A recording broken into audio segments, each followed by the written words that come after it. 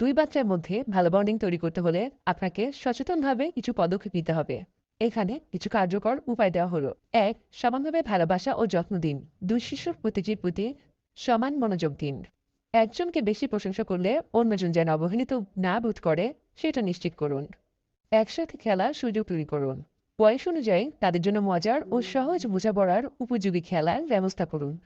Sharing ও teamwork শেখানোর জন্য board game বা পাজেল খেলতে দিন। ৩. পরস্পরের প্রতি ইতিবাচক দৃষ্টিভঙ্গি গড়ে তুলুন। তাদের একে অপরকে সাহায্য করতে উৎসাহিত করুন। বড়জনকে ছোটজনের দায়িত্ব নিতে বলুন, এতে দায়িত্ববোধ বাড়বে। নাম্বার ৪. প্রতিযোগিতার বদলে সহযোগিতা শেখান। একসাথে কিছু অর্জন করলে তাদের দুজনকেই প্রশংসা করুন। সবসময় তুলনা করা এড়িয়ে চলুন। যেমন, তোমার ভাই এটা পারে, কিন্তু তুমি তো পারো না। নাম্বার ৫. পারিবারিক সময় কাটান। গল্প বলা, সিনেমা দেখা, পিকনিক কিংবা পারিবারিক আউটডোর করুন। তাতে একে অপরের জন্য ছোট ছোট সারপ্রাইজ প্ল্যান করতে বলুন। ৬.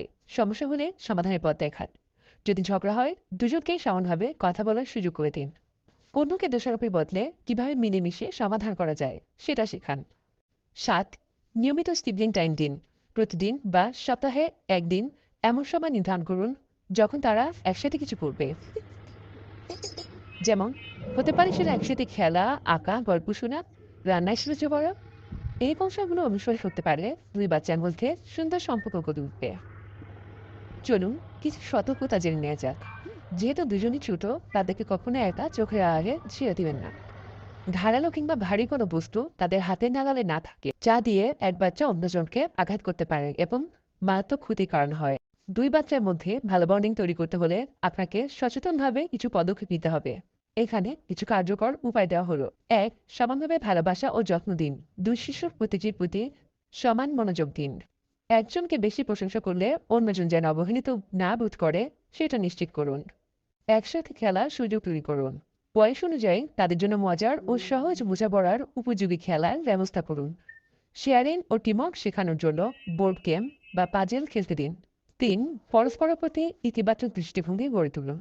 তাদের একে অপরকে সাহায্য করতে উৎসাহিত করুন। বড়জনকে ছোটজনের দায়িত্ব নিতে বলুন, এতে দায়িত্ববোধ বাড়বে। নাম্বার ৪. প্রতিযোগিতার বদলে সহযোগিতা শেখান। একসাথে কিছু অর্জন করলে তাদের দুজনকেই প্রশংসা করুন। সবসময় তুলনা করা এড়িয়ে চলুন। যেমন, তোমার ভাই এটা পারে, কিন্তু তুমি তো পারো না। নাম্বার ৫. পারিবারিক সময় কাটান।